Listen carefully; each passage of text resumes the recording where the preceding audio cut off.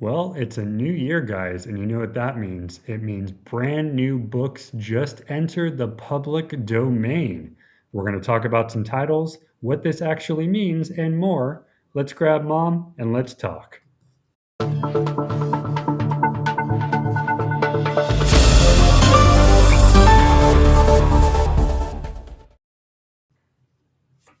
Hey, everybody, I'm Rob. This is my mom, Karen, and I love this topic because this is something I will look forward to every year, the public domain. And for those of you who don't know, when things enter the public domain, they, for all purposes, become free use because the copyright only lasts for a certain amount of years. In this case, these books are from 1930s, and the copyright lasts 95 years from publication. So we landed on this year.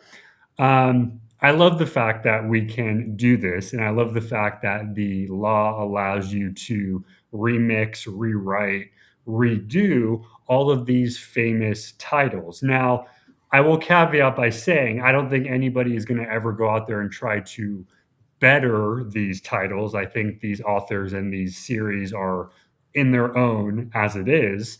However, I do think that it's cool that you can, if you're an author or if you're a publisher, that you can maybe grab some of these ideas and kind of recreate your own things with it. The timeline is tracked and confirmed annually by the Duke Center for the Study of Public Domain, and they monitor all the releases.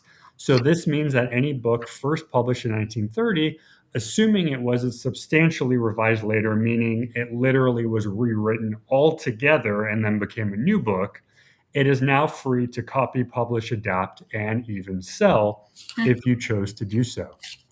Um, so other books between 1931 and 1939 will follow year by year. So keep in mind, every year there's usually a whole new set of books. So 1930s doesn't cover 30 to 39. It really just covers 1930. And then as it goes on, you get some subsequent I think this is books. crazy that I after was just going to 95, say, is not wild that's how, crazy.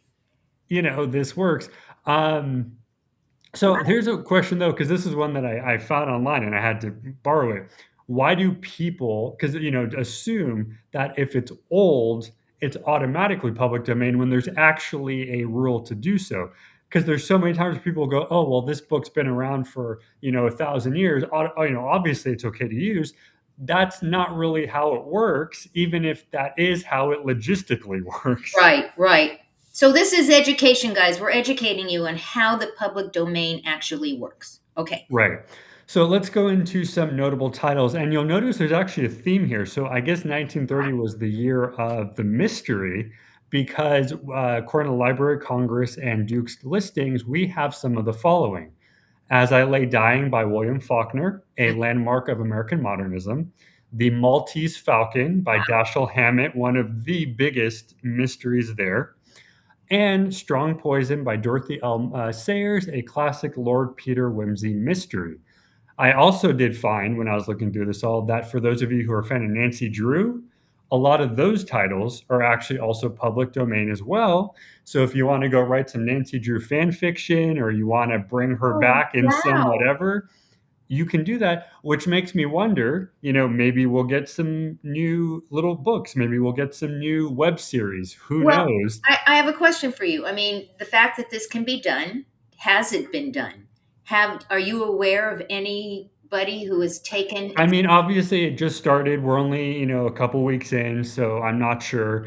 I know a lot of times people will prepare things for an anniversary. Like, for instance, if there's an anniversary coming up for a certain company, they'll prepare a couple years prior. So it wouldn't be surprising if the people behind the Nancy Drew books or Maltese Falcon maybe already set up something for later this year, and it also wouldn't be surprising if other authors who are following the public Right, right. domain go, ooh, it's January, almost That's 14th cool. now. All Now right. we can do something. Right. So I don't know. I wouldn't be surprised if it's happening, but I think at the same time, obviously you want to make sure that if you're going to redo this, these are big time books. These aren't just any sort of books. These are, Faulkner, Obviously, who did Hammett for Maltese Falcon? I don't remember who wrote Nancy Drew, but these are big authors. So obviously, you want to do them well, and you Right. want to do them correctly to But you don't have to pay a licensing fee, nothing. I mean, that is just wild. And as an author, I wonder the author's family, because the authors are probably not alive anymore. But right. the author's family, how do they feel? And again, probably not our conversation, but it makes me wonder how they feel that their family member's book that was, this big is now anyone can go take it. I wonder how they feel. Well, I actually always think that too, because I'm always reading books that are narrated by a different person. I'm reading actually Stephen Hawking's book right now, narrated by somebody else. And it always makes me wonder, like, hey, do these people, do they care? Does it even matter? Is it a big deal? The best example I always give people who always think, oh, well, author, whatever, is Tolkien. Tolkien was not a fan of visual media. If he knew that his books were turned into films like they were, he would not be a happy camper. Even if Lord of the Rings did do so well, he would not be a happy camper. He actually made a point of one of his books is actually permanently banned from anybody's use because he wanted to stay as a story and nothing more. So there are some people that even to this day, even though they've been long gone, and even though their stuff is whatever, they made sure that something of theirs stayed theirs to Yeah. make sure that they had something to pass on Yeah, personally. now, yeah, this makes sense because there's a book I think Think and Grow Rich, and that is Okay, yes, yes. way, way back in the 20s, which means that we're 10 years now farther ahead, which means that that Uh-huh. book became public domain a while ago. And Right. now I understand because all these different books versions were coming out. Think and Grow Rich for women, Think and Grow Rich for the entrepreneur. And now I understand because they were able to take it without licensing and recreate in a more creative way, which is kind of cool, I guess. Right. And that leads us to why does this matter to anybody who is doing this? So public domain status allows publishers, libraries, educators, whoever to produce new editions, audiobooks, adaptations, and even teaching materials without any cost to them, which is great, especially for schools where teachers don't have a lot to work with. Right. They can now reproduce a lot of this stuff for their classrooms. Libraries can produce stuff for young adults, and they don't have to worry about a cost. The Duke Center for the Study of Public Domain that we've talked about emphasizes that public domain fuels cultural preservation and creative reuse, not just free access. And that's Right. a key right there. Right. Right. Yes, it's free, and free is great. We all love free. But the purpose of public Right. domain is not that it's free, it's that you can now continue on the generation of Right. the thing.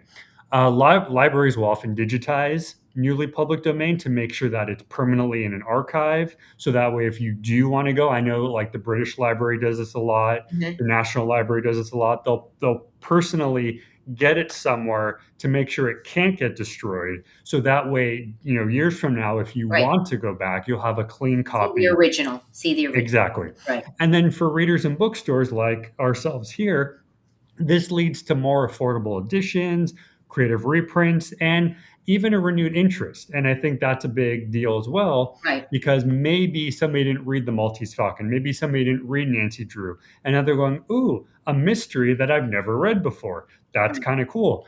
And I love the fact that it actually helps stores, sell them for, cheaper prices on the bookstore, but also for the customer. So public domain does a lot more than just the free. It allows for growth of Right. And creatively, they could put a new cover on it, right? They could have put a different cover yes, and those and kind it's of things. there's no main rule against what you can't. Yeah, Right. I think it's cool. And I do think it just gives new readers, new eyeballs to things that they never even knew was there. That's yeah. that's pretty cool. Well, as we always like to say, we want to encourage you all to go visit the Next Chapter Bookstore shop where there are surprise books We might even have some of these public domain things we We speak of might today. even have some they might even have the public domain books as well. Go check it out. Get yourself some books. Start the new year right. Start yourself a book log, record all the books that you read for the year. Tell us what you're reading right now. Put it in the comments. We'd love to hear what you're doing. Any last thoughts, Rob? It's nice to see that every year we get some more renewed love for books. So let's just keep it rolling. Alrighty, go out and give somebody an awesome day. We'll see you next week. Bye, everyone.